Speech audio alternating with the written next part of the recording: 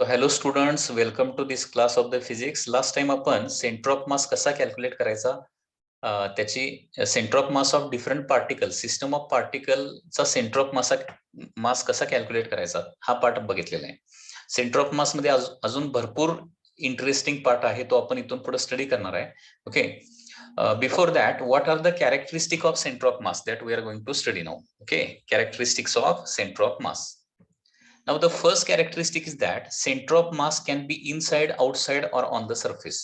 MCQ point of view, this is important. Center of mass कुठं असतो तर त्या बॉडीच्या इनसाइडला पण असू शकतो, आउटसाइडला पण असू शकतो किंवा सरफेसवर पण असू शकतो. मास डिस्ट्रीब्युशन कसं आहे त्याच्यावरती डिपेंड आहे, लक्षात घ्या. म्हणजे for example, suppose there is a disc like this, तर याचा सेंटर ऑफ मास कुठं असणार आहे? या डिस्कच्या सेंटरला, म्हणजे मासच्या आत झालं, inside. Okay, suppose there is a ring like this. Okay, center of mass काय असणार आहे? इनसाइड असणार आहे, but not inside the material मध्ये नसणार आहे. सपोज आपण अशा प्रकारे एक सेमी सर्क्युलर रिंग घेतली. Centre of mass can be here, okay, here somewhere, which is not exactly at the base, at a certain distance from the base, okay, or it can be on the surface. Now there can be shapes, there can be certain shape like this, okay, on which center of mass can be exactly at a certain point on the surface, which can produce the center of mass exactly at a certain point. Okay, म्हणजे centre of मास जो आहे तो कुठेही असू शकतो, इनसाइडला असू शकतो, आउटसाइडला असू शकतो किंवा ऑन द सरफेस असू शकतो. Okay, this is the first characteristic. Next characteristic,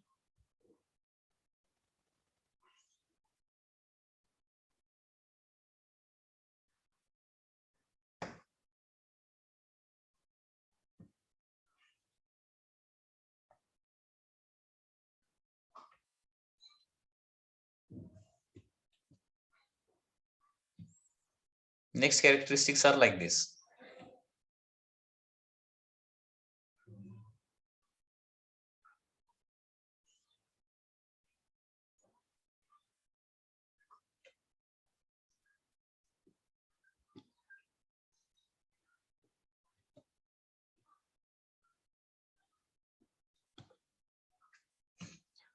Now here second characteristic, center of mass of a system of particle depends on masses of particle and their relative positions only. Centre of मास जो आहे ना तो कशावर depend असणार आहे? जे number of particles आहेत त्या पार्टिकलचं, प्रत्येक पार्टिकलचं मास कुठं आहे आणि त्यांच्या रिलेटिव्ह पोझिशन्स कशा आहेत. ओके, सो फॉर एक्झाम्पल याचा एक आपण क्वेश्चन पण बघितलेला होता, आठवतंय का बघा.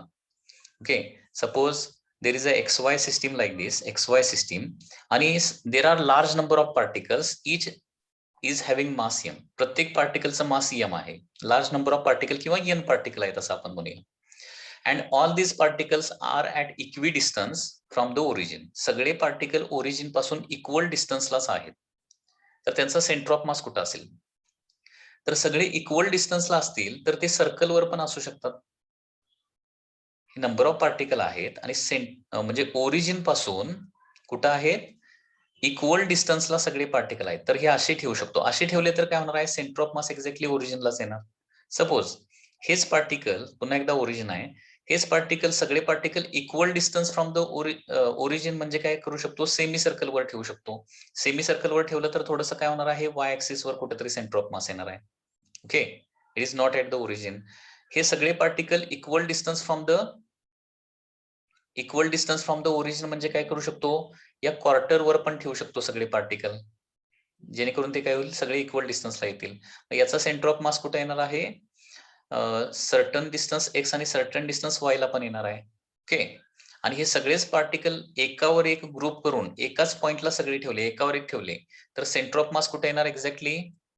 म्हणजे जे डिस्टन्स, जे काय आर डिस्टन्स दिलेला आहे, म्हणजे सगळे पार्टिकल ओरिजिन पासून आर डिस्टन्सला असेल तर सेंटर ऑफ मास आर ला पण येऊ शकतो, आर पेक्षा कमीला पण येऊ शकतो किंवा झिरोला पण येऊ शकतो. म्हणजे सेंटर ऑफ मास जो आहे ना त्यांच्या रिलेटिव्ह पोझिशन्सवर डिपेंड नसतो. हा क्वेश्चन लक्षात आला का बघा. Suppose there R n particle, each having mass m and they are placed in XY plane. Okay, आणि सगळे पार्टिकल ओरिजिन पासून आर एवढ्या डिस्टन्सला, कॅपिटल आर एवढ्याच डिस्टन्सला सगळे पार्टिकल ठेवलेले आहेत. तर सेंटर ऑफ मासचं डिस्टन्स ओरिजिन पासून किती असणार आहे? तर सेंटर ऑफ मास ओरिजिनला पण असू शकतो, वाय ऍक्सिस वरला सर्टन डिस्टन्स असू शकतो, किंवा एक्स आणि वाय दोन्ही एक्स आणि वायच्या सर्टन दोन्ही पोझिशनला असू शकतो, किंवा सगळे पार्टिकल एकावर एक ठेवले तर आर डिस्टन्सला पण असू शकतो. म्हणजे सेंटर ऑफ मासची पोझिशन 0 to r च्या मध्ये कितीही येऊ शकते. ओके. त्याच्यानंतर centre of mass of continuous mass distribution depend on the shape and mass distribution. Continuous mass distribution म्हणजे काय? Solid body. तर सॉलिड बॉडीचा सेंटर ऑफ मास कशावर डिपेंड असणार आहे? तर त्याच्या शेपवर आणि मास कसं डिस्ट्रीब्युट झालंय त्याच्यावर. म्हणजे फॉर एक्झाम्पल, सपोज हा एक रॉड आहे. आता मास जर युनिफॉर्मली डिस्ट्रीब्युट झालेला असेल तर याच्या सेंटरला बरोबर असणार आहे. आणि हे मास जर नॉन युनिफॉर्मली डिस्ट्रीब्युट झालेला असेल, आता याचे पण प्रॉब्लेम आपल्याला सोडवायचे आहेत. मास जर नॉन युनिफॉर्मली डिस्ट्रीब्युट झालेला असेल म्हणजे लेफ्ट हँड साइडला डेन्सिटी कमी आहे, राईट हँड साइडला डेन्सिटी जास्त आहे, तर ते कुठं शिफ्ट होणार आहे? जिकडे हेवी मास असणार आहे किंवा जास्त मास डेन्सिटी जिकडे जास्त असते तिकडे थोडासा तो शिफ्ट होतो. आता हा पॉइंट सगळ्यात महत्वाचा आहे बघा.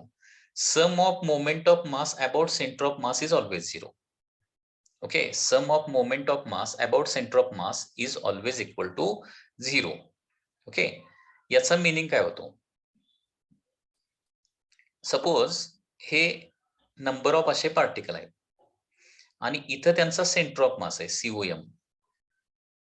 इथं काय आहे? सेंटर ऑफ मास आहे. ठीक आहे. आणि सेंटर ऑफ मास पासूनच काय करायला लागलोय आपण?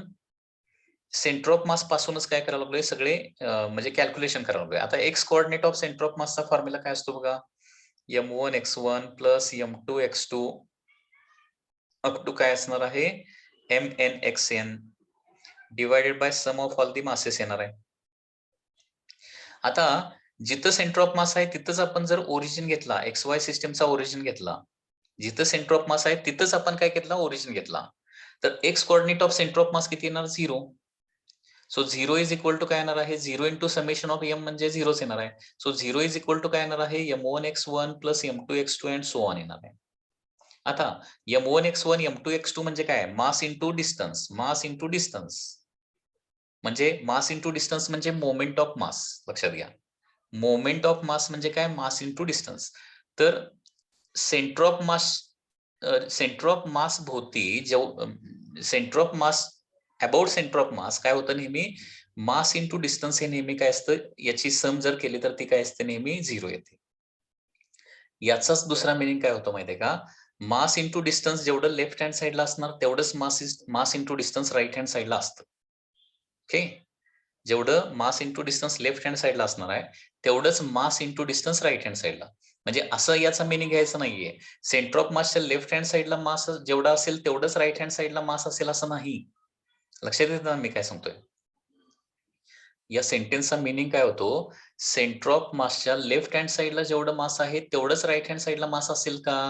असं डेफिनेटली आपण सांगू शकत नाही. पण तो हे डेफिनेटली सांगू शकतो की सेंटर ऑफ मासच्या लेफ्ट हँड साइडला मास इंटू डिस्टन्स जेवढं असणार तेवढंच एक्झॅक्टली सेंटर ऑफ मासच्या राईट हँड साइडला मास इंटू डिस्टन्स येणार आहे. आता लेफ्ट हँड साइडचं मास इंटू डिस्टन्स काय येणार आहे? निगेटिव्ह येणार.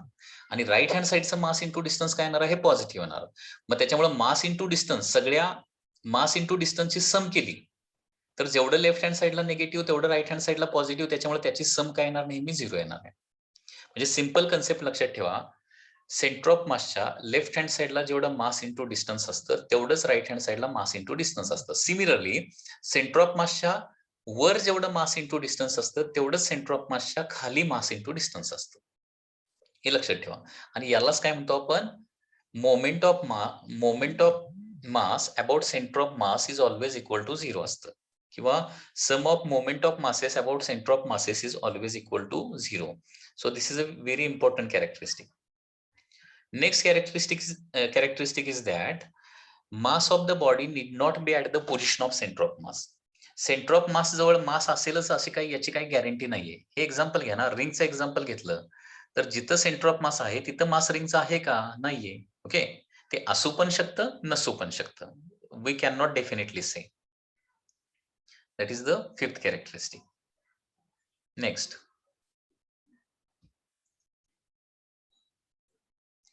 next characteristics are like this.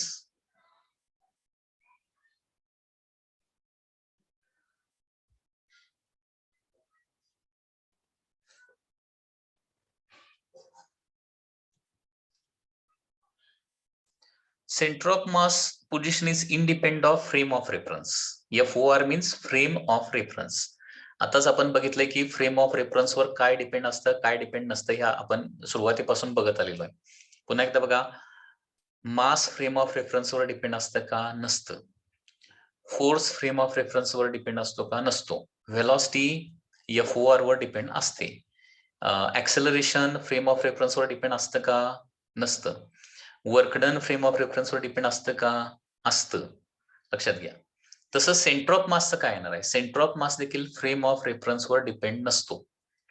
कुठलाही फ्रेम ऑफ रेफरन्स घेतला तर रिंगचा सेंटर ऑफ मास रिंगच्या सेंटरलाच येणार, तो काय वेगळा कुठे येणार नाहीये. Okay. Next, if no external force is acting on the system, centre of mass remains at the rest or in uniform motion. म्हणजे एक्सटर्नल फोर्स जर ऍक्ट होत नसेल तर सेंटर ऑफ मास जो आहे ना तो आपली पोझिशन चेंज करत नाही. म्हणजे तो रेस्ट मध्ये असेल तर रेस्ट मध्ये राहणार आणि युनिफॉर्म मोशन मध्ये असेल तर युनिफॉर्म मोशन मध्ये राहणार. Centre of mass doesn't change due to internal forces. Internal forces मुळे सेंटर ऑफ मास चेंज होत नाही. एक्झाम्पल देतो, हे बघा. Example of this, suppose there are two blocks which are connected with each other with a spring like this. Spring न जोडलेले आहेत. दोन्ही मासे साईडला ओढले आणि सोडून दिले. तर इथं काय करणार आहे, ए ब्लॉक वर स्प्रिंग फोर्स राईटला ओढणार, बी ब्लॉकला स्प्रिंग फोर्स लेफ्टला ओढणार. आता हा जो स्प्रिंग फोर्स आहे तो इंटरनल फोर्स आहे का एक्सटर्नल फोर्स आहे, तर हा इंटरनल फोर्स आहे. लक्षात घ्या, it is not the external force. आणि याच्यामध्ये काय होतं, हे मासेस इकडे तिकडे शिफ्ट होणार आहेत परंतु यांचा सेंटर ऑफ मास मात्र काय होतो आहे तिथे राहतो, तो चेंज होत नाही मात्र. ओके. तर याच्यामध्ये इंटरनल फोर्सेसमुळे इंडिव्हिज्युअल पार्टिकल मूव्ह करू शकतात परंतु सेंटर ऑफ मास मात्र शिफ्ट होत नाही, हे लक्षात घ्या. Centre of mass undergoes only translational motion and does not exhibit any rotational motion. लक्षात घ्या. म्हणजे एखादी बॉडी ज्यावेळी मूव्ह करते ना, ती रोटेट करू दे किंवा ट्रान्सलेट करू दे, सेंटर ऑफ मास नेहमी ट्रान्सलेशनल मोशन मध्येच असतो, तो कधीही रोटेशनल मोशन मध्ये नसतो. Okay, so it does not exhibit rotational motion. After that, when a number of particles are moving, then momentum of all particle is always equal to momentum of center of mass. Okay, सगळ्या पार्टिकलचं जेवढं momentum असणार आहे तेवढंच exactly centre of मासचं momentum येतं. And therefore momentum of all particles with respect to centre of mass is always equal to 0. Momentum of all particles with respect to centre of mass, relative मोमेंटमची concept आहे. लक्षात घ्या. जसं relative काय असतं, velocity असतं. Relative velocity म्हणजे velocity of first particle minus velocity of second particle, याला रिलेटिव्ह व्हेलॉसिटी म्हणतो ना. तसं रिलेटिव्ह मोमेंटम म्हणजे काय होणार, momentum of first particle minus momentum of second particle. आता सगळ्या पार्टिकलचं जेवढं मोमेंटम आहे तेवढंच सेंटर ऑफ मासचं मोमेंटम आहे, त्याच्यामुळे आपण काय म्हणणार, सबट्रॅक्शन केलं तर ते झिरोच येणार ना. म्हणजे momentum of all particles with respect to momentum of centre of mass subtraction करणार इज इक्वल टू 0च येणार ना ते नेहमी. ओके. नेक्स्ट, लक्षात आलं का बघा, momentum of all particles with respect to centre of mass will always be equal to momentum of all particles with respect to momentum of centre of mass. म्हणजे या दोन मोमेंटमचं आपण सबट्रॅक्शन करणार. रिलेटिव्हची कन्सेप्ट आहे, ते लक्षात घ्या.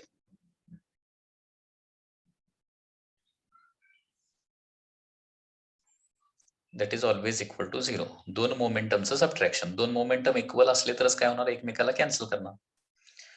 Next characteristic, if two particle collide then velocity of particle before and after collision may be different but velocity of centre of mass with velocity of center of mass before and after collision always same. Okay, दोन particle collide झाले तर velocities before collision and after collision are may be different. Okay, but velocity of center of mass before collision and after collision will be same. एक example देतो तुम्हाला लक्षात येईल. Suppose हा एक ऑब्जेक्ट 10 मीटर पर सेकंड निघालाय. आता हे कोलिजनचा actually part आहे आणि हा ऑब्जेक्ट पाठीमागचा जास्त व्हेलॉसिटीचा घेऊया. सपोज पाठीमागचा ऑब्जेक्ट ए ऑब्जेक्ट आहे, it is moving with 30 metre per second and this object is moving with suppose 10 metre per second towards right. Okay, बीच्या बरोबर पाठीमागे आहे. सो ऑटोमॅटिकली पाठीमागची व्हेलॉसिटी जास्त असल्यामुळे हा पार्टिकल येऊन याच्यावर कोलाइड होणार आहे. आता याचं मास यम, याचं मास यमच आहे. आता कोलिजन नंतर काय होतं माहितीये का, हा कोलिजनचा पार्ट आहे. तुम्हाला कोलिजन या कन्सेप्टमध्ये काय करायचं आहे, बिफोर कोलिजनच्या व्हेलॉसिटी दिलेल्या असेल तर आफ्टर कोलिजनच्या व्हेलॉसिटी काढायच्या असतात. हे आपण कॅल्क्युलेशन करायला शिकणार आहे पुढं. आता बघा, मास जर सेम असलं ना, कोलिजन मध्ये ही कन्सेप्ट आहे, मास जर सेम असलं ना तर कोलिजन नंतर व्हेलॉसिटीज बरोबर इंटरचेंज होतात. म्हणजे हे 30 व्हेलॉसिटी बी ला मिळते आणि ए ला मात्र किती मिळते, 10च मिळते. व्हेलॉसिटी इंटरचेंज करतात ते. म्हणजे ए वर बी, ए हा बी वर जाऊन आदळणार, बी ची व्हेलॉसिटी कमी होणार, ए हा बी वर जाऊन आदळणार, ए ची व्हेलॉसिटी कमी होणार आणि बी ची व्हेलॉसिटी वाढणार. आणि मास जर इक्वल असलं तरच काय होतंय, व्हेलॉसिटीज एक्झॅक्टली इंटरचेंज होतात. म्हणजे 30-10-30 होणार. आता हे दोन मासेस मूव्ह करत असताना याचं सेंटर ऑफ मासची काहीतरी व्हेलॉसिटी असणार ना. इथं व्हेलॉसिटी ऑफ सेंटर ऑफ मास जर बिफोर कोलिजन जर काढली तर किती येणार बघा. Velocity of centre of mass means m1 v1 plus m2 v2 divided by m1 plus m2. मग काय येणार, v1 plus v2 divided bye 2 येणार. म्हणजे 30 plus 10 that is 40 divided by 2. म्हणजे इथं velocity of centre of mass किती येते रे, 20 metre per second. व्यवस्थित कॅल्क्युलेशन करून बघा तुम्ही. इथं व्हेलॉसिटी ऑफ सेंटर ऑफ मास 20 येते. आता इथं कोलिजन नंतर पार्टिकलच्या व्हेलॉसिटी चेंज झालेल्या आहेत, परंतु सेंटर ऑफ मासची इथं देखील व्हेलॉसिटी तुम्ही जर काढून बघितला by using same formula, that is m1 v1 plus m2 v2 divided by m1 plus m2, ती वन्स अगेन 20 येते. ओके, म्हणजे दोन बॉडीज असतील, ते एकमेकाकडे मूव्ह करू देत किंवा सेम डायरेक्शन मूव्ह करू देत, कोलिजनच्या बिफोर त्यांच्या व्हेलॉसिटीज डिफरंट असणार आहेत आणि कोलिजन नंतर एकाची व्हेलॉसिटी वाढते, दुसऱ्याची व्हेलॉसिटी कमी होते, असं काहीतरी होणार आहे. So before collision and after collision velocities of particle may be different, but velocity of centre of mass before collision काढून बघितलं आणि आफ्टर कोलिजन काढून बघितलं तर ते एक्झॅक्टली तेवढंच येतं, चेंज होत नाही. Okay, momentum of centre of mass is always equal to sum of momentum of all particle. हा ऍक्च्युअली पॉईंट रिपीटच झालाय तसं बघायला गेलं तर, कारण सगळ्या पार्टिकलचं मोमेंटम जेवढं असतं तेवढंच काय असतं, सेंटर ऑफ मासचं मोमेंटम असतं. Next, kinetic energy of centre of mass is always equal to or less than sum of kinetic energies of all particles. आता बघा, ही एक इंटरेस्टिंग गोष्ट आहे. सगळ्या पार्टिकलचं मोमेंटम ऍड केलं आणि ऍड करून बघितलं आणि सेंटर ऑफ मासचं मोमेंटम काढून बघितलं तर एक्झॅक्टली सेम येतं, जरा सुद्धा कमी जास्त होत नाही. परंतु कायनेटिक एनर्जीला मात्र तसं होत नाही. Kinetic energy of centre of mass is always equal to or less than kinetic energy of all particles. Kinetic energy मात्र काय होणार नाही, इथं सेंटर ऑफ मासची जेवढी कायनेटिक एनर्जी असते तेवढीच कायनेटिक एनर्जी सगळ्या पार्टिकलची येईल असं नाहीये.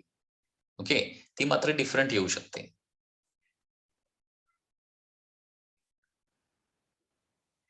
याचं एक एक्झाम्पल बघूया. फॉर एक्झाम्पल, हे बघा, एक मास आहे, तो 10 मीटर पर सेकंड न टुवर्ड्स लेफ्ट ट्रॅव्हल करतोय आणि याचं मास आहे 2 kg. दुसरा पार्टिकल आहे, तो टुवर्ड्स राईट ट्रॅव्हल करतोय. It is moving with suppose 15 metre per second and its mass is suppose 3 kg. ठीक आहे.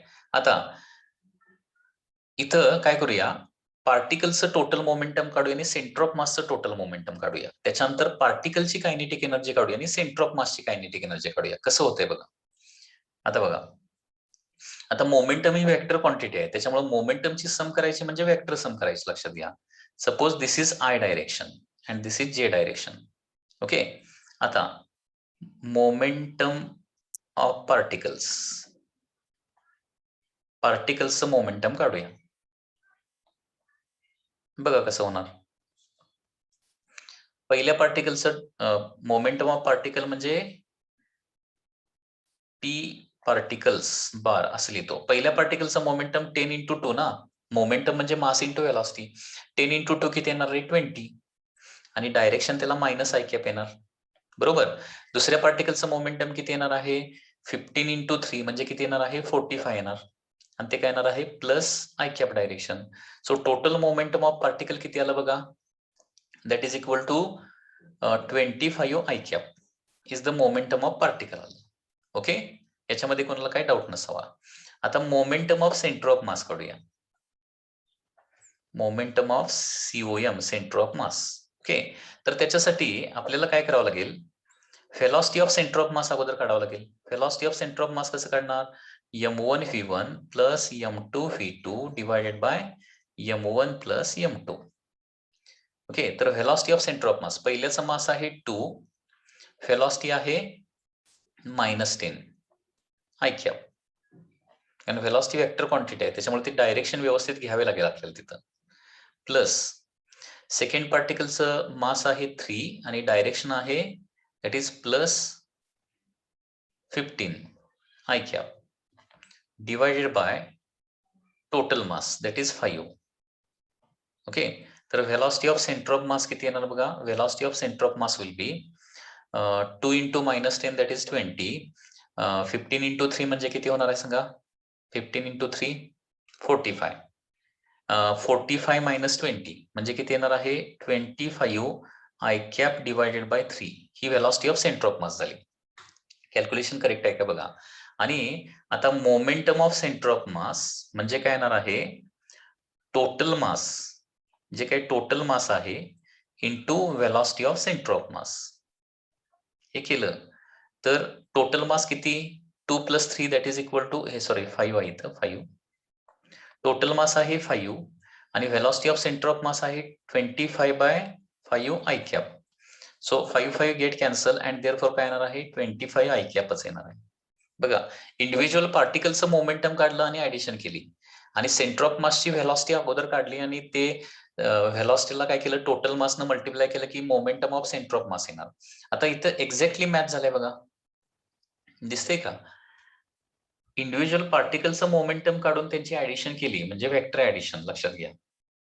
ठीक आहे, वेक्टर ऍडिशन केली आणि सेंटर ऑफ मासचं आपण काय केलं, सेंटर ऑफ मासचं देखील आपण काय केलं, आपण मोमेंटम काढलं तर एक्झॅक्टली मॅच व्हायला लागलंय.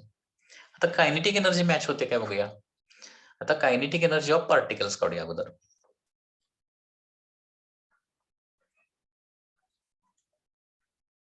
Kinetic energy of particles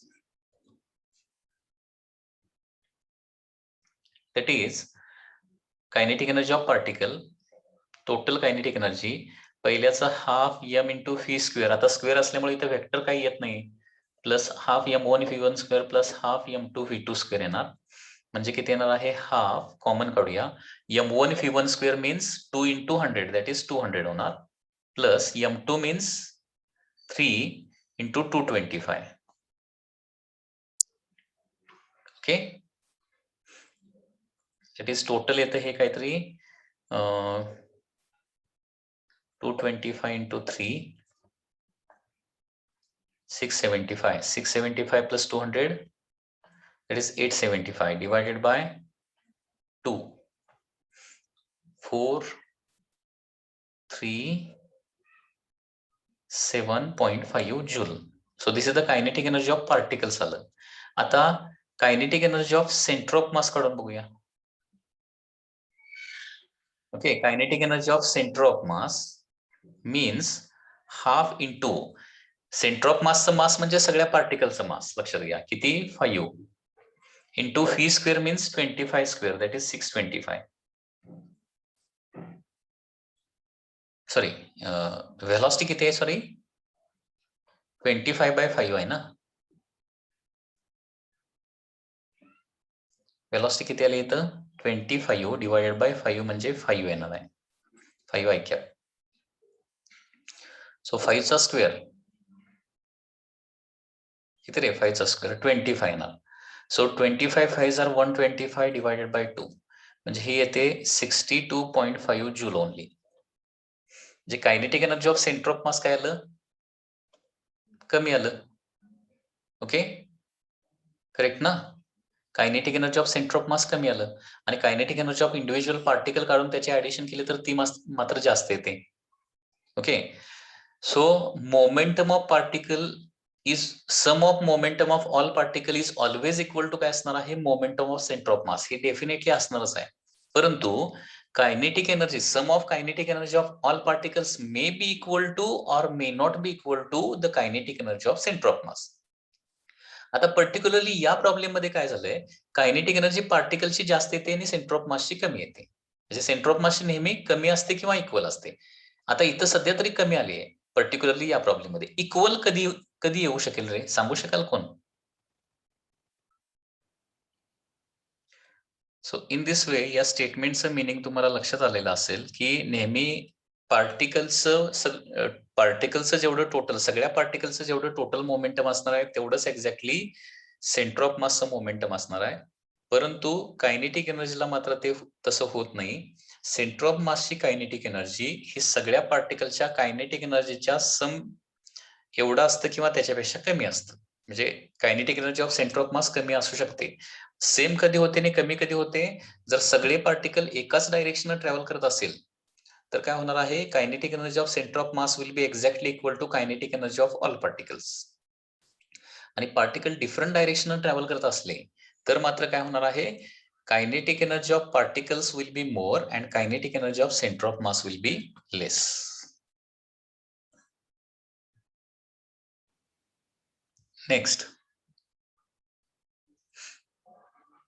next आपल्याला स्टडी करायचा आहे methods to locate centre of mass.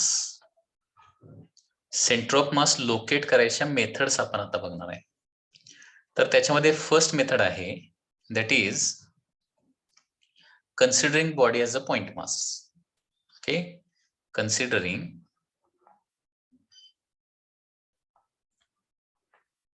Body as a point mass.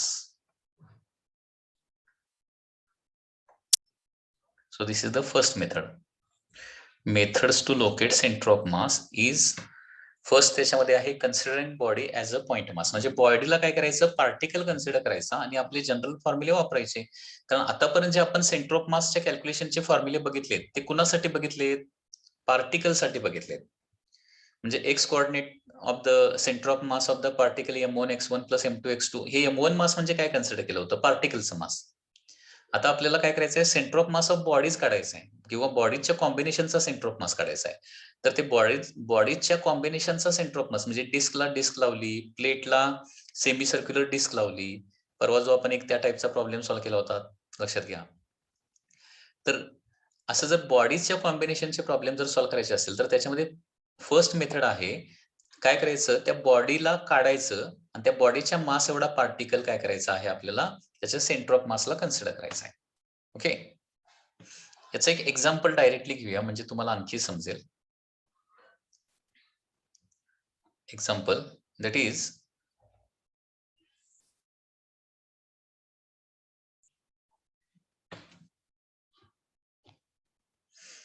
two circular discs of radii small r and capital R of same material are kept in contact. Their center of mass from the disc of radius small r. बघा इथं काय दिलंय, दोन radius आहेत, एक आहे small R रेडियसची disk आणि दुसरी आहे कॅपिटल आर रेडियसची डिस्क. याची रेडियस आहे स्मॉल आर आणि याची रेडियस आहे कॅपिटल आर. अशा दोन डिस्क आहेत, त्या एकमेकाच्या काय केलेल्या आहेत, कॉन्टॅक्ट मध्ये ठेवलेल्या आहेत, त्यांच्या सर्कम्फरन्स एकमेकाला टच करायला लागले.